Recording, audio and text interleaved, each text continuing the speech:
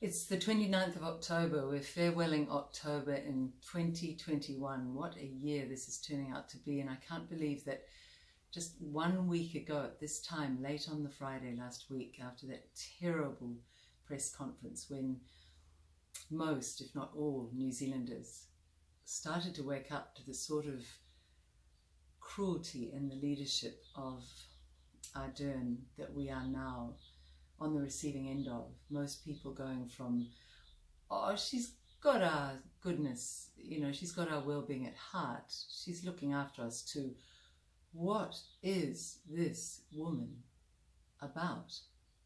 That's what most Kiwis have been saying this week. What leader would hurt her own people? What leader would continue to push jabs when she knows, absolutely knows now, that there are well over 200 deaths and there are now thousands of injuries? My dream is that as soon as we get this organization up and running, and to all of you who write another 2,000 or 3,000 emails today, I go through them as much as I can. I'm assembling a team of people here just to help me organize all of the offers of help. But your stories, every one that I read, really touch me. They really touch me, and I want to help. And the team from the IT group that's up and running now and doing a beautiful job, we are looking at a way to generate some income. I will have more of that for you, so that if you have to leave jobs, we're hoping that we can create a breathing space for you, but I'll tell you more about that next week. But what a week it's been. What a disillusioning week in many ways. What a painful week. Try not to go into fear about money. I think that is something that now is calculated. Who would have ever thought a Prime Minister would calculate to put large tracts of her own population, whom she is meant to lead, into just unbridled fear, or to absolutely, in effect, bully them into doing something that many of them don't want to do, take the jab, or else they'll lose a job. What sort of leadership is this? It's just unheard of in a democracy. This country is not going to settle for this, Ardern.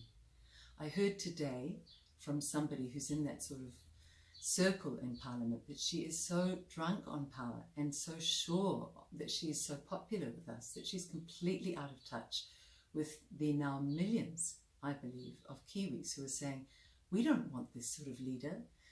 I'm going to ask you all to do something while we're assembling the teams and then asking you to bring your skills that you've written to me and put them into action. There is something you can all do. I would love you all to either send emails, but actually, funnily enough, preferably a registered letter, if you can do that, a courier letter, to Ardern in the Beehive, in Parliament in Wellington. The reason for having it couriered is you will then have a delivery notice that it has been received. And I would like you to tell her exactly what you think of her. And I mean exactly. If you think she's brilliant, tell her. But if you think she is doing an appalling job, tell her. And then I would love to start to count the numbers of those letters. I'm going to get somebody to record those numbers if this gets an uptake. I wonder if somebody could put a little post up where, perhaps a Facebook page where people share, I've sent one, and we'll start to count. Because this woman is so out of touch with us now, so out of touch with our pain. Not that she will hear it and show compassion, because we're not seeing compassion, but she may hear it and think, or see all the letters flooding in, physical letters, and think, gosh, perhaps I can't quite get away with as much as I thought I could, as quickly as I could. And what do I mean by that? Well, there are very strong rumours that she is now going to go after jabbing 5 to 11-year-olds. And I don't care whether you jab or not, it's your body. But when it comes to jabbing young children with something that has not had a longitudinal study, that means over many years, the long-term effects on vulnerable young immune systems, I think even those who say it's okay in my body, I'll accept it, it's an okay thing to make an apartheid system to force it on other bodies. I mean, I can't imagine any New Zealander thinking that's okay. Maybe you've let your line be pushed there. But when it comes to 5 to 11-year-olds, you may say the line is enough. I'm not going to allow that. I'm not going to allow this woman to do that to our young. I had a horrible experience, just to finish today. I know many of you are suffering. Last week, 3 days after I posted my first love letter to you all, absolutely from my heart, friends said that the Herald was going after me, and my first thought was, wow, she must be scared of people power, because if it did nothing else, it was an offering to people, and people are waking up. And now you're all waking everybody else up. So we're all people, we're all equal. But I thought that's unusual that she would instruct her Herald writers, because I do believe the Herald is very much in her pocket, to go after me so soon. It's only 3 days in, I haven't even built anything yet. But today something more unusual happened. Today I had very strong indications that my phone was being hacked, and that also my computer. So I took it to 2 high-level tech people, and they checked it out. I'm having it checked out by somebody else as well. Both of them felt the evidence was unequivocal that I'm being hacked.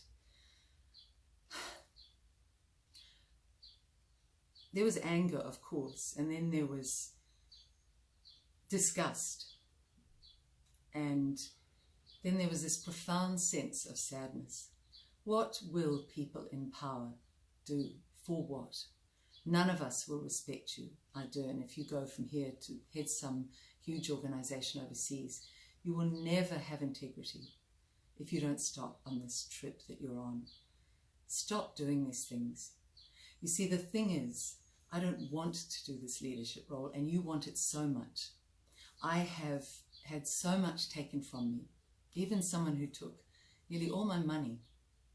I've got through all of these challenges. I've had health challenges, all sorts of things. They've all made me strong.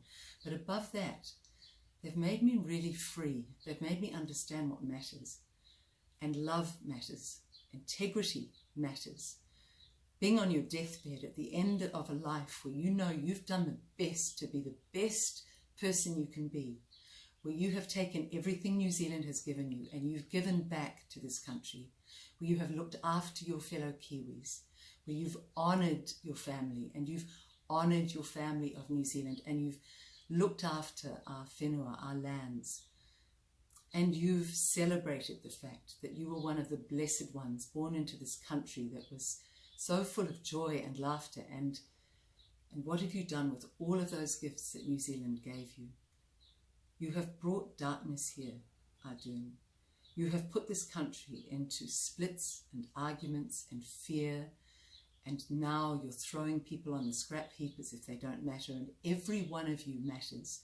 And I am hoping in our organisation we will be able to offer many of you paid jobs. So bear with me, that idea will develop. I'm not going to go out prematurely with ideas. I'm just going to say there is hope, there is hope, there is hope. In the end, when I thought of some idiot, I mean, honestly, I almost went full mum and said, oh, just pull your head and stop being a stupid little boy spying on me. But I thought in 30 years, 20 years, one of those spies, he'll be dying, and he'll be going, what did I do with my life? Stop spying on people. Stop doing this. It's just lacks integrity, and it's not the New Zealand way. And really, after she's gone, we have to get rid of all this Americanization of New Zealand, and we have to take it back to a decent, good country that shows the rest of the world the little David can take on the biggest bully Goliath and win. And I will win over you, Ardern, and we will win. And the reason I will is even if you throw things through my windows, or you intimidate my cars, or you, I don't know what horrible things you're capable of doing. People are telling me pretty horrible things about you, that you're ruthless, that you'll stop at nothing for power and control. Now, I haven't researched that, so I can't say that, but the way you're behaving, it's looking like that. It doesn't matter what you do to me. I'm free. I don't want power. I don't want control. I just want to be a decent person. And because I'm free and I have only love to fight for. And you're not free. You have power and control and greed and deviancy and deviousness and cruelty to cover up and fight for, so that nobody actually sees behind the mask, which is slipping every day. We see what's behind your mask. You see, you're weak with all of that lusting after things. I lust after nothing but love for my family, for my community, and for my country. And it's a lust that is born of the deepest love. And nothing will stop me from giving my all, even my life. If you did that, I would still give it willingly to save New Zealand from you. And do you know, if you went that far with whatever devious things you have, there would be 1,000 other of me who would rise up. And if you got all of them, there'd be still another 1,000 who'd say, I'll fight for my country to be free. So Ardern, I suggest you give it up now. You see, I have no fear of you. I pity you. You're pathetic. Your lusts for power and greed and secrecy and cruelty, lack of compassion, while New Zealander after New Zealander is starting to share stories of jab injuries. I'm going to ask in Christchurch, they're really upping it in Christchurch, please take time, don't rush it. And as far as the unemployment stuff, don't do anything until the very last day. We don't know what will happen in the coming days. I think this woman is so exposed that her cruel mandates, which are not laws, her cruel declarations from that podium, which are just vicious now. Don't watch them. Go to nature, go to beaches, celebrate with each other, go to the Domain tomorrow if you're in Auckland from 11 o'clock. We're all going to be there just saying no more, Ardern out. Sunday morning, 9 o'clock, I'm going to be walking in black in Victoria Park Market, and I'm going to line up and ask people to line with me in silence, strong kauri trees of New Zealanders, men and women, just standing in silence, and I'm going to ask everybody to meditate on the kind of New Zealand we will create when this is all over. And that is my letter. This Friday, 1 week from that blackest of Black Fridays, believe me, we are making progress. And we will have some beautiful things to bring out and support you, and just say, I'm going to let it all go. The worry, the fear, money will come. So much love is here among our people. We can beat one woman who's cruel and a weak bunch of followers in the Greens, Labour, National and ACT, none of whom have stood up for us. And the media, start telling the truth. We will remember all of you when this is over, all of those who went along, but the few who break ranks, same with our doctors, the few who say, jabbed, unjabbed, I'm treating you. I don't care anymore. I am for a good New Zealand. Say that. I am. I'm saying it every day. A loving, good New Zealand.